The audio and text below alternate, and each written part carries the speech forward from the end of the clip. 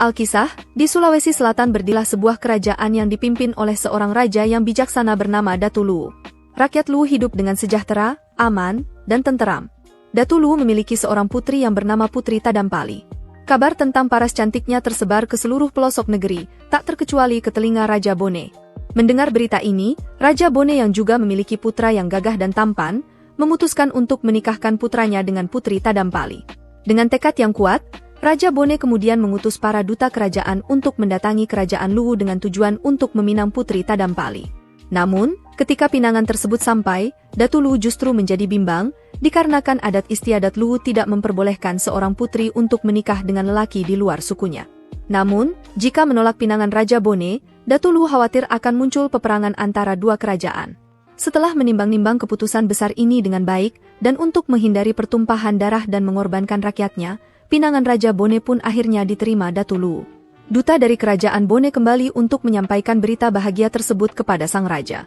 Namun ketika pernikahan mereka akan disiapkan, tiba-tiba muncul kejadian tidak terduga. Sekujur tubuh Putri Tadampali mendadak dipenuhi oleh bintik-bintik yang mengeluarkan cairan kental dan berbau tidak sedap. Banyak tabib didatangkan untuk mengobati putri, namun tidak ada tabib yang sanggup mengobati Putri Tadampali meski sudah diupayakan sekuatnya. Mereka justru menyampaikan bahwa penyakit putri adalah penyakit menular, sehingga dikhawatirkan penyakit ini tertular ke seluruh rakyatnya. Oleh karena itu, dengan berat hati Datu Luwu memutuskan untuk mengasingkan Putri Tadampali ke tempat yang jauh. Meski merasa sedih, Putri Tadampali tetap patuh pada keputusan ayahnya dan bersedia diasingkan demi kebaikan orang banyak.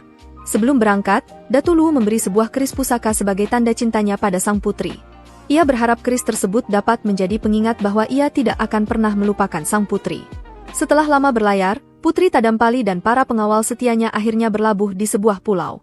Pulau ini diberi nama Wajo oleh sang putri karena banyaknya buah wajo yang tersebar di sekitar pulau.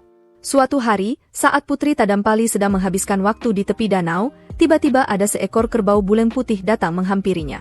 Kerbau tersebut kemudian menjelati kulitnya, dan karena kerbau itu tampak jinak, Putri Tadampali tidak mengusir kerbau dan membiarkannya menjelati kulitnya. Sungguh ajaib, setelah beberapa saat, kulit Putri Tadampali yang dijelati kerbau berangsur-angsur pulih dan kembali mulus seperti sedia kala. Sebagai tanda syukur, sang putri berpesan kepada para pengawalnya untuk tidak menyembelih apalagi memakan kerbau putih yang ada di Pulau Wajo. Beberapa hari kemudian, serombongan pemburu datang ke Wajo. Mereka adalah putra mahkota kerajaan Bone yang didampingi oleh panglima kerajaan dan para pengawalnya. Tanpa sadar, putra mahkota sudah terpisah dari rombongannya dan tersesat di tengah hutan. Untuk mencari jalan keluar, ia memberanikan diri berkelana sebelum akhirnya menemukan sebuah gubuk pada satu pemukiman. Di gubuk ini, putra mahkota bertemu dengan Putri Tadampali yang memberi putra mahkota tempat bersinggah selagi menunggu datangnya pagi. Dalam waktu singkat, mereka menjadi akrab dan saling terpesona dengan penampilan dan kerendahan hati masing-masing. Keesokan harinya, putra mahkota berhasil menemukan rombongannya kembali. Dengan berat hati, putra mahkota harus berpisah dengan sang putri dan bertolak pulang menuju kerajaan Bone.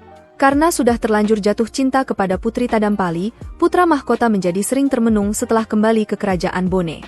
Ia selalu teringat akan pertemuannya dengan sang putri. Memperhatikan kelakuan putra mahkota, panglima kerajaan Bone yang menyaksikan langsung pertemuan putra mahkota dengan Putri Tadampali di Pulau Wajo, menceritakan tentang hal ini kepada Raja Bone. Raja Bone pun setuju dengan usulan panglima dan mengirim utusan untuk meminang Putri Tadampali di Pulau Wajo sebagai istri putra mahkota.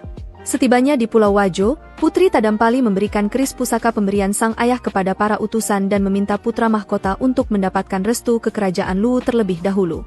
Jika keris tersebut diterima dengan baik oleh Datu Luwu, berarti pinangan diterima.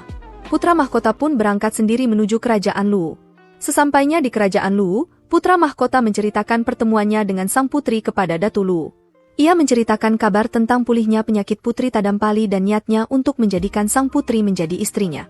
Melihat ketulusan hati dan besarnya minat putra mahkota untuk meminang putrinya, Datu Luwu pun memberikan restunya dan menerima keris pusaka yang diberikan oleh Putri Tadampali dengan senang hati.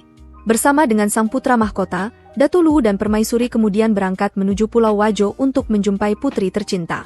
Setibanya di sana, Datu Luwu meminta maaf kepada sang putri karena telah mengasingkannya. Tapi, Putri Tadampali justru memanjatkan syukur karena dapat menyelamatkan rakyat Luwu dari penyakit menular yang menimpa dirinya dan mendapatkan kesembuhan di Wajo. Putri Tadampali akhirnya melangsungkan pernikahan dengan putra mahkota Bone di Wajo.